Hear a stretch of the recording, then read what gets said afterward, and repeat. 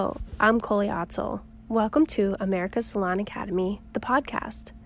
I believe that success leaves clues, so listen closely as I discuss life and business with some of the world's best hair artists. My guest for today has been doing hair for 14 years and has been a business owner for 5 years. She specializes in blondes, balayage, and extensions. She is a BTC team member and is the reason you see all the blonde roadmaps all over Instagram.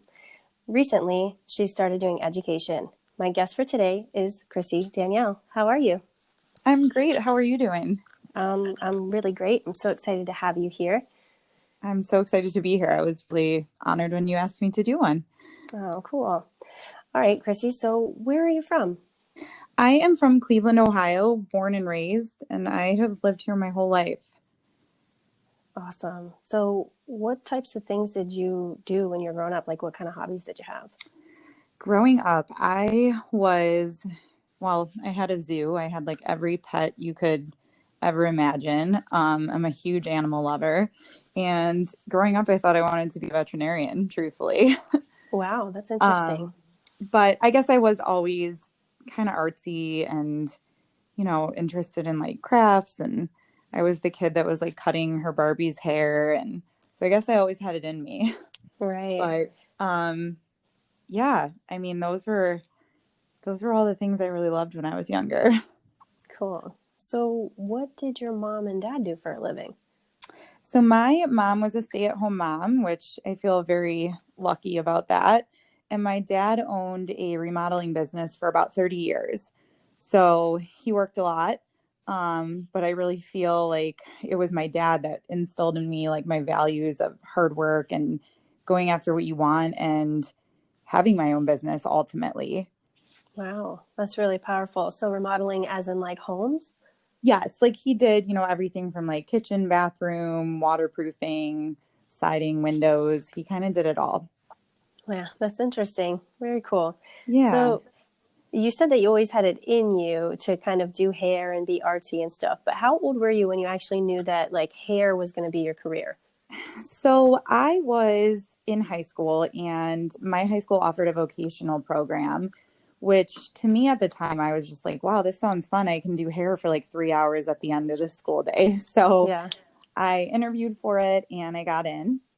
And I then started, my friends would come over before like prom and homecoming, and I would do their up styles for the dances. And I ended up really loving it. But even after my 2 years, and I had my license when I graduated high school, I thought that I was going to go to college for fashion design. And about a week before I was going to leave for college, I told my parents I changed my mind. I was going to do hair. And honestly, I think my mom was relieved because she was nervous about me going away to school. And I think my dad was like, oh my God, she's going to be a hairdresser. Like he didn't Yeah. realize what a career it can be. Right. I find that a lot, and it's weird because until you talk to other hairdressers and their life story, you don't really realize that a lot of us have gone through that same thing where your parents kind of, it's not that they doubt you, but it's almost like, oh, great. Like they think you're only Yeah, going to make like $2 an hour or something. They don't see the real business behind it. So yeah, unfortunately, that's that's so very true. common. Yeah. It is. So, what was your first love when you started doing hair? So color was definitely always my first love when I started doing hair. At my first salon, I went through like a year and a half training program, which was really excellent. And I still to this day feel like, they helped to mold me into the hairdresser that I am. But I feel like color always had my heart. It was at that first salon that had started watching the other stylists do hair extensions. And that also fascinated me and kind of tied in with the whole color thing because I think it's about like blending and matching. And that was my second love for sure. Yeah. So I found a way to kind of bring those together. I love that. So you're going to do, and you do that in the salon currently, and you've done that from the beginning. I have. I started doing extensions probably about 2 years into my career, and I've been doing them ever since. And I just find it really rewarding to take somebody who maybe didn't like their hair to begin with, or they're just looking for a big transformation, and to start with their color and then give them the hair they've always dreamed of. The full transformation is just a really cool process. Yeah, I agree with you. And I have some similarities with your life story and with my life story. And my dad, he owned a construction company. So he he did like houses and remodeling and, stuff like that. Very cool. And so I just had this conversation recently with him about why he loves to do that, because it's like, holy cow, how do you take a house that's completely nothing to anybody else and make it this beautiful thing? And I realized that that is something that I have in common with him. And I never really realized it till I thought about it. But just like you're saying, the full transformation, I mean, it's really cool to see that even in hair. It is. That's actually a really cool comparison. I never thought about that either until you said it. Yeah, it's weird, right? You wouldn't think that they Yeah. would connect. Yeah.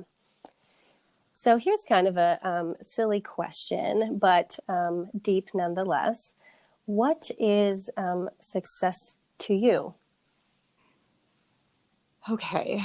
So success to me, and definitely more so as of lately, I think in the beginning it was really about, trying to get your name out there and trying to make something for yourself and make your clients happy and all of the above. But as of recently, I feel like for the true meaning of success has kind of changed in the sense that I've started to realize, when people reach out to me and tell me that I've inspired them, or they look up to me, or they've followed my page forever, I think that is the ultimate reward in this business, to be able to inspire others and hear it back from them. I mean, I feel like at that point you have to say to yourself, like, I must be doing something right, that I'm reaching people and, making them feel like they can go to the salon and try something you did, or even just like words you've said to them that it meant a lot to them. I think that really for me has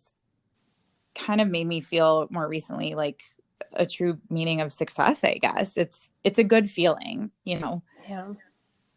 Yeah, I love that, and to be able to give back is such a gift, I think Yes. a lot of us, we learn so much and we take it in and then we apply it. And then the next phase is to, like you're saying, to give it back. And giving back and teaching somebody, it also rejuvenates you at the same time. It truly does. I think that for a long time, hairstylists had this like mentality that like, oh, I can't give away my secrets because, they're nobody can know them. And I'm just, I kind of feel like it's like I want to share with people. Yeah. And if you can help somebody, I think that that's the greatest success. Yeah. My thought on that is exactly the same as yours. It's like, what exactly are you threatened by? Exactly. You're great. And I always give this example because I think it fits so perfectly in our industry. But if I, give another artist a blank canvas and a bunch of paints, and I have a blank canvas and the same paints, we're going to paint a different picture. It's not going to be the same. So there's no reason to really be threatened. Absolutely. Yeah. I love that. So did you have any like fears that you had to overcome? Yeah, I think I've, you always, and I think everyone probably feels very similar, but there's always that fear of failure. And for one, I worked in two very big salons in my city. When I first started, I worked at my first one for about 3 years. I worked at the second one for about 6 years. And it was after that I decided to take a leap of faith and open my own business. And I think it was probably one of the scariest things I've ever done in my career.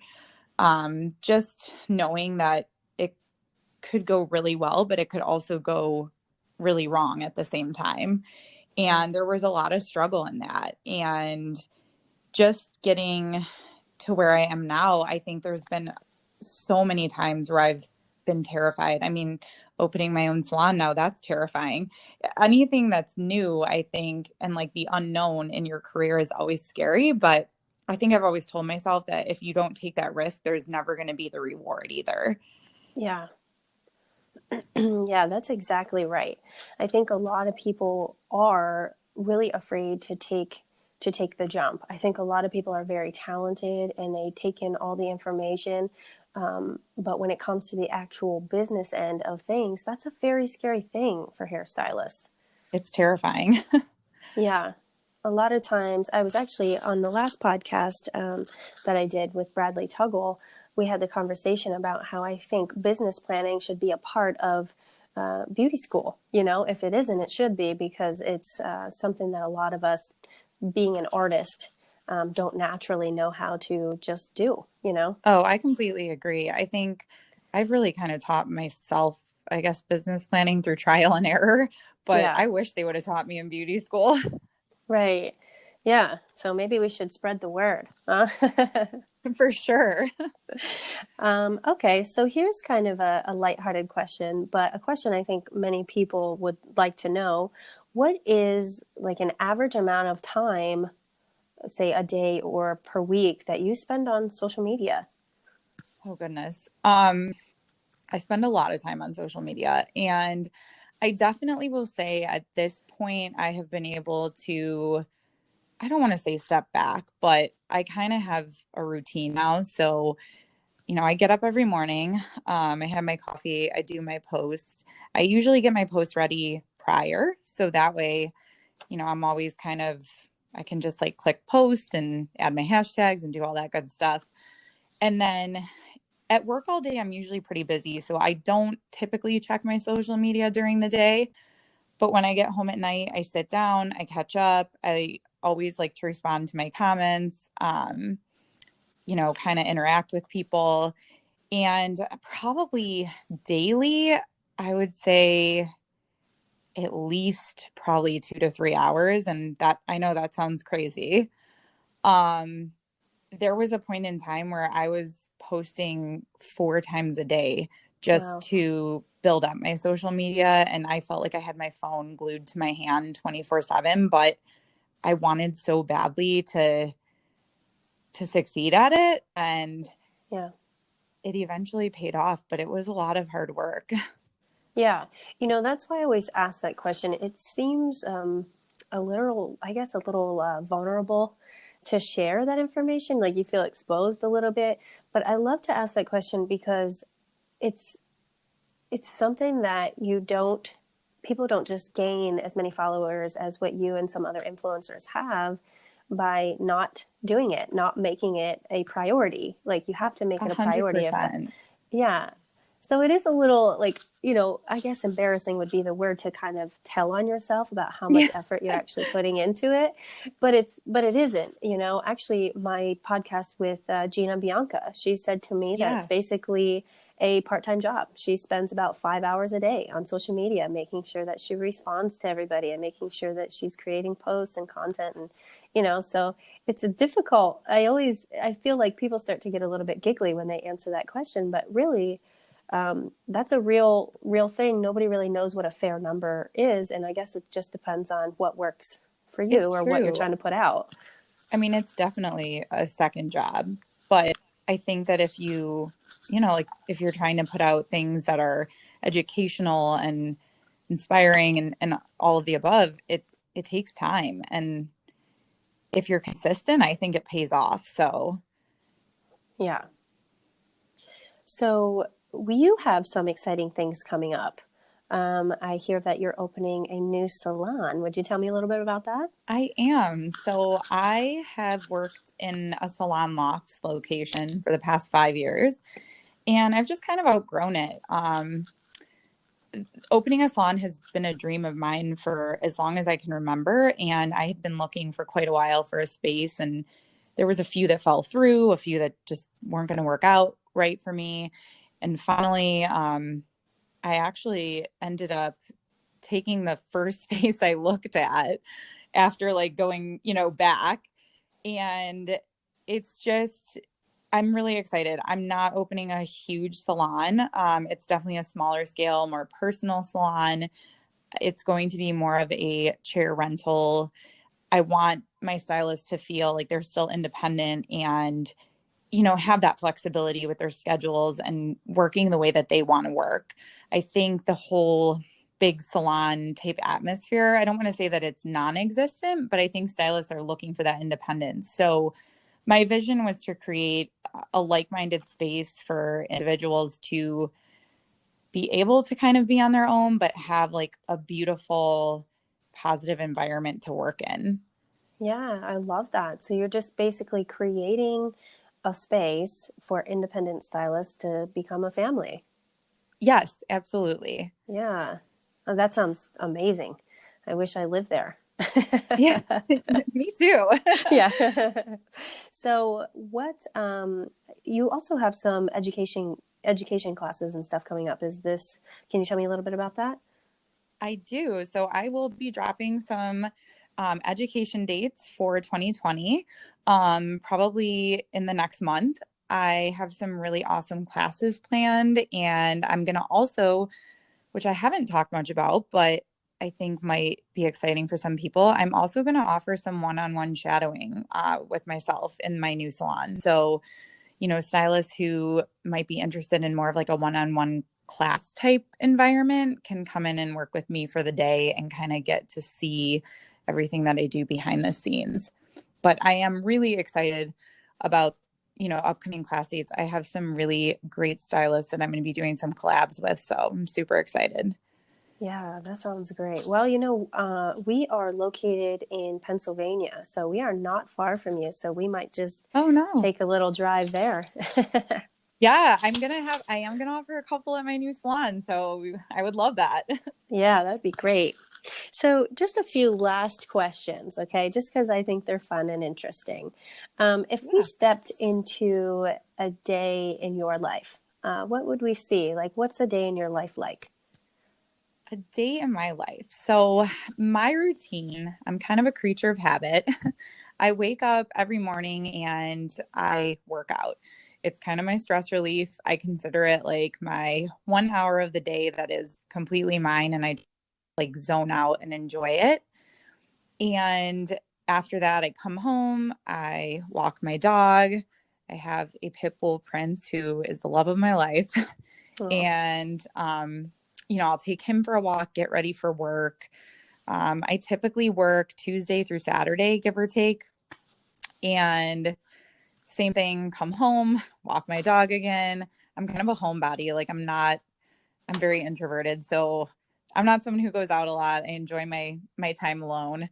Um, and yeah, that's pretty much like a day in my life. oh, that's cool. So, what type of routines you're saying that you like to walk your dog and you go to the gym? Would you consider yourself to be more of like a gym and smoothie kind of person, or like a pizza and beer kind of person? Definitely a gym and smoothie kind of person. Yeah. I've been into for a while now, just kind of living like a healthy lifestyle and not making it like, oh, I have to be on a diet, or oh, I have to do this. I just kind of, 90% of the time live a clean, healthy lifestyle. I think it's really good for your mental state and your daily life. And then, of course, like I am totally the girl that loves dessert. So that's always like my cheat days. Nice. Okay, so this is the last question I have for you. What brings calmness and peace into your life? I would say my family and definitely my dog, and my close friends for sure. I think I've always been very close with my parents, and I know they're always there when I call them if I've had a rough day, or if I need someone to calm me down, or I just need a little bit of like clarity. And my dog for sure, he's great stress relief because they never get mad at you. They're always happy to see you when you come home. Oh, yeah, that's really cute. Well, Chrissy, I realize that time is extremely valuable, and I appreciate you sharing your time with me today. Absolutely. Thank you for having me. Thanks for being here.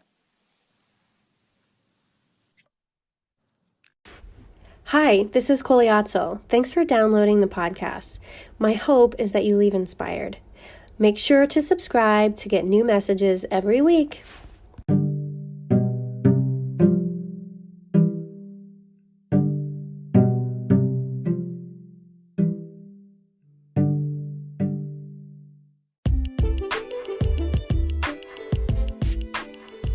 For more education and information, visit americassalonacademy.com.